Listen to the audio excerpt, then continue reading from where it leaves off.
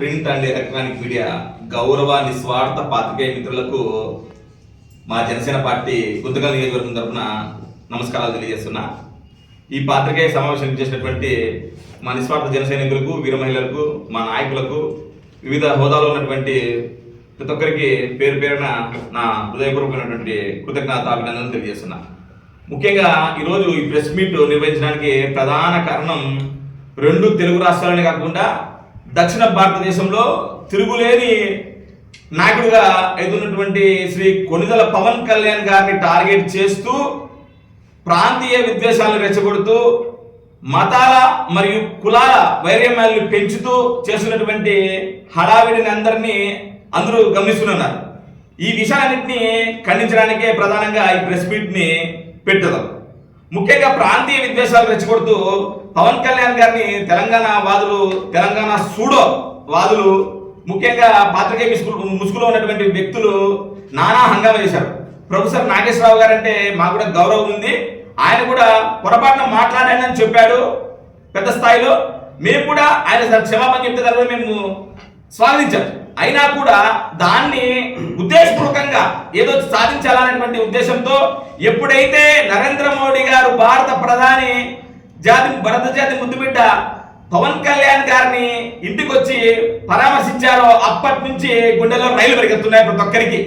ఎప్పుడైతే ఆయనతో మంచి సత్సంబంధాలు ఏర్పడుతున్నాయే, మా తెలంగాణలో కానీ దక్షిణ భారతదేశంలో కానీ ఎక్కడ వీళ్ళ ఉనికి కోల్పోతున్నటువంటి ఉద్దేశంతో లేనిపోని అపోహలు సృష్టిస్తూ పవన్ కళ్యాణ్ ని టార్గెట్ చేయడం నిజంగా అంటే దీన్ని తీవ్రంగా ఖండిస్తున్నాం. మీకు చెప్తున్నాము, ప్రాంతీయ విద్వేషాలు ఇప్పుడే గుర్తుకొస్తాయా?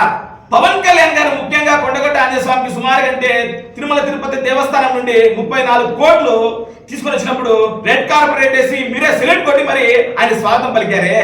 నిజంగా చాలా రాజకీయాలకి రాకముందే ఆదిలాబాద్ ఏజెన్సీ ఏరియాలలో బోర్డు వేపించి ఆయన వారు తెప్పించినప్పుడు స్వాగతించారే. మరీ ముఖ్యంగా ఫ్లడ్స్ వస్తే తెలంగాణ ప్రాంతంలో ₹1 కోటి ప్రజెంట్ ఉన్నటువంటి ముఖ్యమంత్రి రేవంత్ రెడ్డి గారికి ఇచ్చినప్పుడు స్వాగతించారే. అంతెందుకు మా మెగాస్టార్ చిరంజీవి గారు కొన్ని దశాబ్దాలుగా బ్లడ్ బ్యాంక్ పెట్టి, ఐ బ్యాంక్ పెట్టి సేవలన్నీ చేస్తున్నప్పుడు కూడా స్వాగతించారే. ఎప్పుడైతే రాజకీయంగా ఒక పార్టీ మీటింగ్ పెడతారంటేనే మీకు హడలెత్తారా? పొన్నం ప్రభాకర్ కానీ, అనిరుద్ధ్ రెడ్డికి కానీ, ముఖ్యంగా మా తైతక్కల కవితక్క కరీంనగర్ లో మిమ్మల్ని అనకూడదు, ప్రజలు పారద్రోలితే మీ నాన్న అధికారాన్ని అడ్డం పెట్టుకొని ఎమ్మెల్సీగా చేస్తే నువ్వు ఆ ఎమ్మెల్సీని అడ్డం పెట్టుకొని లిక్కర్ మాఫియాతో నిజంగా మా తెలుగు రాష్ట్రాల ప్రజల ఆడపడుతున్న గౌరవాన్ని కులానటువంటి వ్యక్తివి నువ్వు. ఈడీ స్టేములు చేసినటువంటి వ్యక్తి మీరు కూడా మా పవన్ కళ్యాణ్ గారి గురించి మాట్లాడతారా? పవన్ కళ్యాణ్ గారు రెండు చోట్ల ఓడిపోతే తనదైన శైలితో అద్భుతమైనటువంటి పోరాటం చేసి నిజంగా ఆంధ్రప్రదేశ్లో మనలు పొంది 20% నిజంగా భారతదేశంలోనే కాదు ప్రపంచ దేశాల్లో ఎక్కడ లేనటువంటి 100% స్ట్రైక్ రేట్ సాధించినటువంటి ఏకైక నాయకుడు అంటే పవన్ కళ్యాణ్ గారు. అలాంటి నాయకుడి మీద మీరు తూలాడడం నిజంగా చాలా హేమంచర్య. రాబోయే రోజుల్లో ఖచ్చితంగా తగిన మూల్యం చెల్లించుకుంటారు. ఎక్కడైనా కూడా మీరైతే టిఆర్ఎస్ ని బిఆర్ఎస్ చేసుకోవచ్చు, మీ పార్టీని భారతదేశ నలుమూల వ్యాపింపజేయడానికి ముందుకు రావచ్చు. కానీ మా నాయకుడు తెలంగాణలో పార్టీ ఎస్టాబ్లిష్ చేస్తాము, సాధికులతో మీటింగ్ పెడతామంటే మీకు అప్పుడే ఇబ్బంది ఏర్పడతాయా? ఏదేమైనా చిరంజీవి లాంటి ధర్మరాజు కాదు మా పవన్ కళ్యాణ్ గారు, విశ్వ విజేత గారికి ఇచ్చేటువంటి అర్జునుడు లాంటి వ్యక్తి కొణిదెల పవన్ కళ్యాణ్ గారు అనేది ప్రతి ఒక్కరు గుర్తుపెట్టుకోవాలా. టైం కాలిది జనసేన సోషల్ మీడియా యుగం. నిజంగా మా గౌరవ పాత్రికేయ మిత్రులు కానీ, మా సోషల్ మీడియా వారియర్స్ తో కానీ మీకు అందరికీ తిప్పి కొడతాం.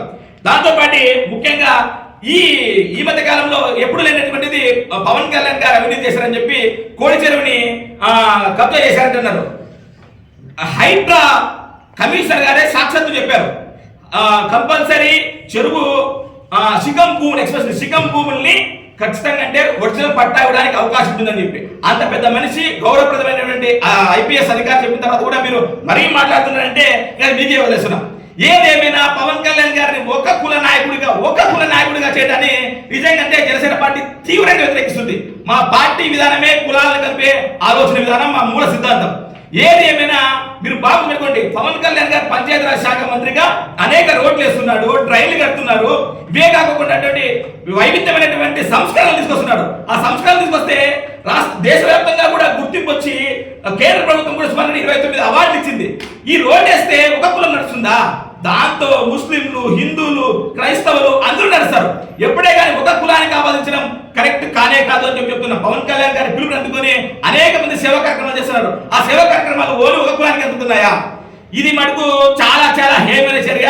పెద్దలు, గౌరవనీయులు ఈ మాటలు మాట్లాడేటువంటి కుల రాజకీయ నాయకులన్నీ ఖచ్చితంగా మీరు ఏదో ఒక డిఫరెంట్ వైసీపీ ట్రాప్ లో పడతారని చెప్పి మా అందరి అనుమానం. ఖచ్చితంగా పునరాలోచన చేసుకొని రాబోయే రోజుల్లో ఖచ్చితంగా మళ్ళా తిరిగి నిస్వార్థ నాయకుడు కొనల పవన్ కళ్యాణ్ గారికి అండగా నిలుస్తారని చెప్పి మేము భావిస్తున్నాం. ఏది ఏమైనా రాబోయే రోజుల్లో శ్రీ కొనల పవన్ కళ్యాణ్ అనేటువంటి వ్యక్తి తిరుగులేని నాయకుడిగా ఎదగడం తథ్యం.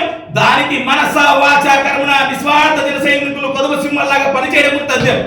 కాదు గీదు అని చెప్పి మీరు రోజు ఇట్లాంటి రెక్కలు వేస్తే తగిన భారీ మూల్యం చెల్లించుకుంటాం. ముఖ్యంగా చెప్తున్నాం, పవన్ కళ్యాణ్ గారిది రాజకీయ హుందా వైఖరి. కాదు గీదు అని చెప్పి ఇష్టాసారం మాట్లాడతామంటే ఖచ్చితంగా అంటే ప్రతి ఒక్కరి నేలకలు కూడా కోస్తామని చెప్పి తీవ్రంగా జనసేన పార్టీ గుంతకల్ నియోజకవర్గం హెచ్చరిస్తుందని తెలుపుకుంటూ ఈ అద్భుతమైనటువంటి అవకాశం ఇచ్చినటువంటి గౌరవ పాత్రికేయ మిత్రులకు మా నిస్వార్థమైనటువంటి జనసేన శ్రేణులందరికీ కృతజ్ఞతలు తెలుపుకుంటూ సెలవు. జై హింద్, జై భారత్.